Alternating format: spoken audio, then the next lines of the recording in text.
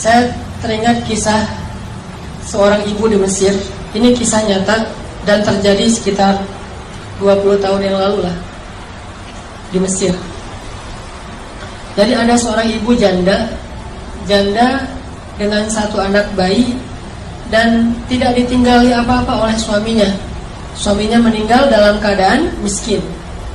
Dan ibu ini juga keluarga besarnya orang miskin semuanya. Tidak ada yang mampu. Akhirnya setelah dia menjadi janda, dia kerjanya ganti-ganti. Kadang jadi pembantu di rumah orang, kadang di pasar, segala macam. Pokoknya nggak punya pekerjaan tetap untuk bisa menafkahi bayinya. Baru sekitar sebulan ditinggalkan suaminya, bayinya sakit keras, panas tinggi, panas luar biasa.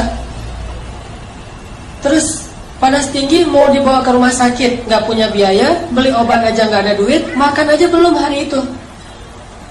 Hanya dikasih minum air putih, dikompres, kasih minum air putih, dikompres, sambil menangis. Bayinya terus menangis panjang hari, sampai malam hari bayinya berhenti menangis karena sudah lelah. Capek seharian nangis, akhirnya ketiduran. Bayinya tidur. Ketika bayinya tidur, jam 12 malam, ibu ini dalam keadaan bingung. Beliau kemudian berwudu, kemudian sholat 2 rakaat. Setelah selesai sholat 2 rakaat, ibu ini berdoa kepada Allah, Robbi, saya ini adalah perempuan yang tidak punya wali, tidak punya suami, tidak ada yang menafkahi saya. Sedangkan saya punya seorang anak dan dia sekarang sakit. Suami saya baru meninggal. Dia curhat sama Allah. Jadi kalau kita doa sama Allah tuh curhat dulu, jangan to the point. Ya Allah minta ini, minta itu. Curhat dulu kayak Nabi Zakaria. Kayak gimana doa Nabi Zakaria? Rabbi inni wahanal 'azmu minni washta'ala ar-ra'su shayba wa lam akun bidu'aika rabbi syaqiyya. Rabbi, tulang saya sudah lemah, rambut saya sudah putih. Curhat dulu masalah kita apa. Dia curhat kepada Allah tentang masalahnya. Dia nggak punya uang untuk beli obat, nggak punya nafkah, bahkan hari ini makan juga belum. Terus dia bilang di akhir doanya, Rabbi, aku pasrahkan hidupku ini kepadamu. Aku serahkan urusan masalahku ini kepadamu. Berilah jalan keluar kepadaku dan anakku, wahai Allah. Dia berdoa kepada Allah, minta diberikan jalan keluar. Akhirnya pas habis berdoa, tiba-tiba ada orang yang ketuk pintu rumahnya. Assalamualaikum. Dibukain pintu seorang laki-laki. Assalamualaikum. Mana anakmu yang sakit? Saya seorang dokter. Mana anakmu yang sakit? Akhirnya ibu ini heran. Dokter datang ke rumahnya sendiri, padahal dia nggak manggil. Ditunjukin. Dokter ini meriksa bayi itu, diperiksa sama dokternya. Setelah diperiksa, dibuatkan resep obat. Terus dokternya bilang kepada ibu, nih resep obatnya, silakan beli obatnya di apotek segera. Ini kasihan anaknya udah terlalu panas dan harus segera diberikan obat. Terus saya mau pulang, silakan diselesaikan administrasi, minta bayar. Ibu ini bingung pas dokternya minta bayaran. Kata ibu ini, dokter, saya nggak punya uang. Terus dokternya bilang, terus kalau ibu nggak punya uang, ngapain ibu telepon saya tengah malam jam 1 malam telepon saya? Kata ibu ini, saya tidak telepon dokter. Terus dokternya keluarin kertas alamat. Ini benar gak nih alamat rumah ini?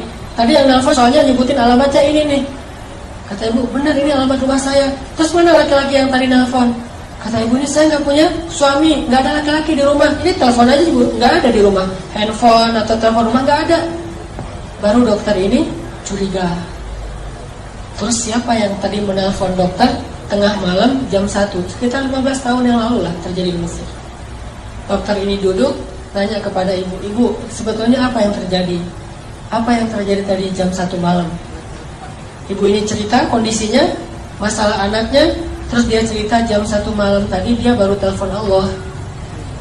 Dia sholat 2 rakaat, dia berdoa kepada Allah.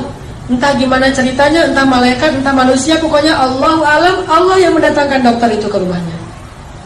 Mendengar cerita ini, dokternya merinding, terharu. Akhirnya datang lagi periksa lebih serius lagi bayinya. Terus keluar cari obat sendiri dokternya ke apotek, datang lagi kasih obat. kemudian ngasih lagi hadiah untuk keluarga ini untuk 1 bulan. Dan sejak saat itu dokter ini suka memberikan nafkah rutin kepada keluarga ini setiap bulan. Dan kadang-kadang dipanggil ke rumah untuk bantu-bantu di rumahnya. Artinya Allah punya banyak cara untuk membantu hambanya. Panggil aja Allah Subhanahu wa ta'ala. Ada apa-apa, telepon Allah. Dan telepon Allah itu paling enak tuh, gak pernah di-reject. Nelfon manusia, di-reject tuh.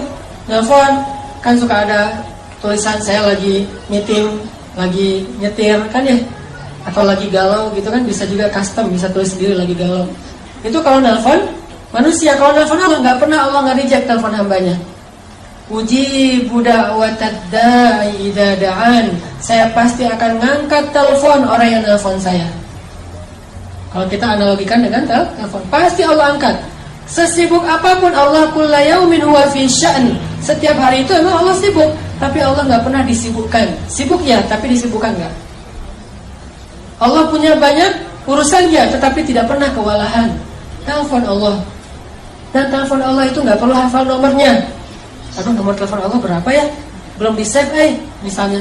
Gak perlu, tinggal bilang Allah, langsung ke connect ke langit. Nomor telepon Allah itu cuma bilang Allah aja. Robbi, ilahi, bebas, nomornya banyak. Dan semuanya aktif, gak ada nomor itu sudah tidak aktif. Sudah apa misalnya? Gak ada. Allah pasti mengangkat telepon kita. Dan menelpon Allah itu gak ngabis-ngabisin kuota, gak ngabis-ngabisin pulsa, sama sekali gratis. Gak makan pulsa, gak ngabisin kuota, gak perlu hafal nomor. Gak ada yang misalnya lagi telepon dengan yang lain, jadi kita nunggu dulu ngantri. Gak, telepon Allah itu paling mudah ketimbang nelpon manusia. Ada masalah tinggal bilang ya Allah. Allah langsung mengatakan abdi, alaka hajah, wahai hambaku, apa kebutuhanmu. Bahkan di waktu tertentu Allah yang datang kepada kita, bukan cuma kita telepon Allah jarak jauh, Allah datang kepada kita. Sepertiga malam terakhir Allah turun ke langit dunia. Terus Allah mengatakan, adakah orang yang membutuhkan pertolongan, aku tolong. Hal min dhi hajah, adakah orang yang butuh ampunan, aku ampuni. Adakah orang yang butuh keajaiban, aku berikan. Keajaiban dalam hidupnya Allah sendiri yang nanya kepada kita. Jadi ada masalah sedikit,